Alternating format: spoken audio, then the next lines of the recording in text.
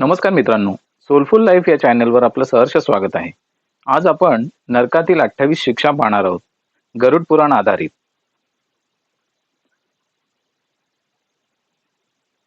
पहिली शिक्षा आहे तामिस्त्र नरक. कल्पना करा, आत्मा एका काळोख्या जागेत ओढला जातो. ना प्रकाश, ना दिशा, फक्त भीती. यमदूत त्याला दोरीने ओढत नेतात आणि सतत मारहाण करतात. भूक लागते पण अन्न नाही, तहान लागते पण पाणी नाही. हा त्रास फक्त शरीराचा नाही, तो हक्क हिरावल्याची जाणीव आहे. ज्याने दुसऱ्याचं घेतलं त्याचं स्वतःचं अस्तित्व हरवतं. दुसरी शिक्षा अंधता मिस्त्र. इथे आत्मा पूर्ण अंधारात हरवतो, पण हा अंधार फक्त बाहेर नाही, तो मनातही पसरतो. ज्याने आयुष्यात विश्वास तोडला त्याला इथे सतत एकटेपणाची जाणीव होते. कुणीच नाही, काहीही नाही, फक्त अपराधाची टोचणी. विश्वासघात आत्म्याला आतून तोडतो. तिसरी शिक्षा रौरव नरक. इथे जमीनही जिवंत आहे. रुरु नावाचे भयानक साप सर्वत्र फिरत असतात. आत्मा पळण्याचा प्रयत्न करतो, पण जिथे जातो तिथे साप चावतात. प्रत्येक चावणं म्हणजे एक वेदना, जी त्याने इतरांना दिली होती. हिंसा परत येते, ती पण अनेक पटीने. चौथी शिक्षा महारौरव. ही शिक्षा अधिक भयानक आहे. आत्म्याला जिवंत जाळलं जातं. तो ओरडतो, तडफडतो, पण मरत नाही. पुन्हा जिवंत, पुन्हा जळणं, हा अंतहीन चक्र आहे. क्रूरतेचा शेवट हा अग्नीतच होतो. पाचवी शिक्षा कुंभीपाक. मोठ्या लोखंडी भांड्यात उकळतं तेल असतं. त्यात आत्म्याला टाकलं जातं. त्याची त्वचा जळते, हाडं वितळतात, पण मृत्यू येत नाही. जसं त्याने प्राण्यांना त्रास दिला तसंच स्वतः अनुभवतात. प्रत्येक जीवाची किंमत असते. सहावी शिक्षा कालसूत्र. गरम लोखंडासारखी जमीन, आत्मा त्यावर पडलेला. उभं राहिलं तरी जळतं, बसलं तरी जळतं. सूर्याची उष्णता वरून आणि खाली आग. ज्याने पालकांचा अपमान केला त्याला त्या जळत्या पश्चातापाला सामोरं जावंच लागतं. सातवी शिक्षा असिपत्र वन.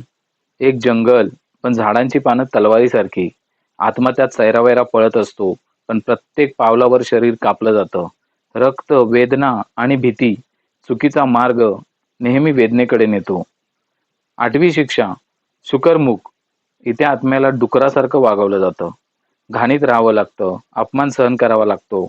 ज्याने लोभाने आयुष्य घालवलं तो इथे स्वतःचं रूप हरवतो. लोभ माणसाला खाली आणतोच. नववी शिक्षा अंधकूप. एक खोल विहीर, आत्मा त्यात पडतो. भोवती साप, किडे, अंधार. बाहेर पडायचा काहीही मार्ग नाही. म्हणजेच विश्वासघात. तो स्वतःलाच अडकवतो. दहावी शिक्षा कृमिभोजन. इथे आत्म्याचं शरीर किड्यांनी भरलेलं असतं. ते किडे त्याला हळूहळू खातात आणि वेदना त्याची वाढत जाते. अन्नाचा अपमान करणाऱ्यांसाठी ही शिक्षा असते. अन्न देव आहे, त्याचा आदर करा.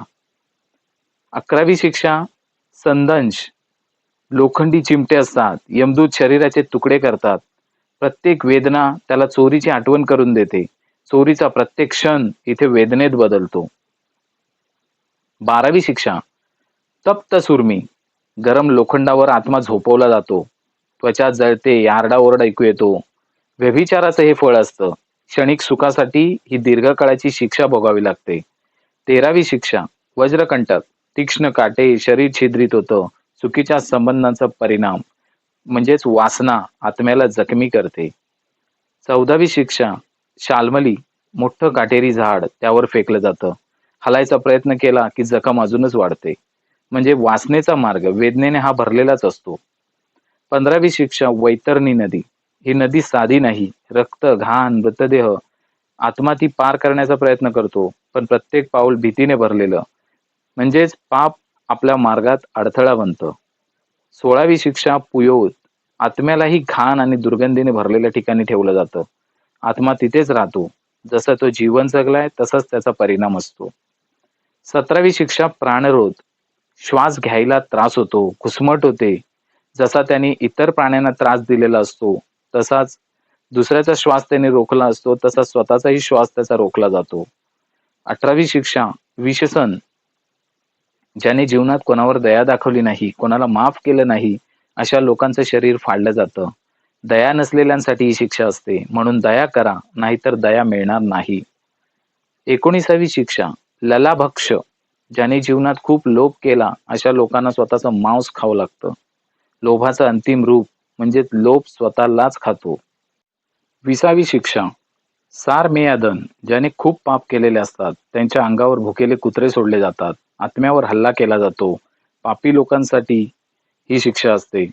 म्हणजेच भीती आणि वेदना हे सर्व एकत्र असतात. 21वी शिक्षा. जे कायमस्वरूपी खोटे बोलत राहतात, खोटी कारणे देतात, त्यांना उंचावरून पडणं, पुन्हा पुन्हा उंचावरून ढकलून दिलं जातं. खोटं बोलणाऱ्यांसाठी आणि खोटं हे खाली आणतंच. 22वी शिक्षा. अय्यप्पान. जे लोक अतिमद्यपान, धूम्रपान करतात, अशा लोकांना गरम लोखंड पाजलं जातं. अतिमद्यपान करणाऱ्यांसाठी जे प्यायलं तेच परत मिळतं. 23वी शिक्षा. क्षार कर्दम. ज्याने आयुष्यामध्ये खूप घमंड केला आहे, गर्व केलाय, त्याला चिखलात बुडवतात. अहंकारी लोकांसाठी अहंकार खालीच नेतो. 24वी शिक्षा. रक्षोगण. जीवनामध्ये क्रूर कर्म केलेले असेल तर त्याला राक्षस त्रास देतात. क्रूर लोकांसाठी ही शिक्षा आहे. भीतीचं रूप हे समोर येतच. 25वी शिक्षा. शूलप्रोत.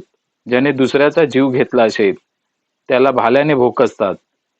ही खून करणाऱ्यांसाठी शिक्षा असते. जीव घेतला तर वेदना भोगावीच लागतेच. 26वी शिक्षा. दंडशूक. साप चावतात, दुसऱ्यांच्या बद्दल वाईट वृत्ती, वाईट विचार, त्यामुळे तसे कर्म आपल्या वाटेला येतात. कपटी लोकांसाठी ही शिक्षा असते. जो जसा वागतो त्याला तसंच मिळतं. 27वी शिक्षा. अवतारोध. अडकलेल्यासारखी अवस्था. वाईट कर्म केलेले असल्या कारणाने कोणताही योग्य मार्ग सापडत नाही. म्हणजे चुकीची कर्म, मार्ग नाही तर सुटका नाही. आणि 28वी शिक्षा. पर्यावर्तन. सतत त्रासाची पुनरावृत्ती. कारण त्याने सतत वाईट विचार केलेले असतात.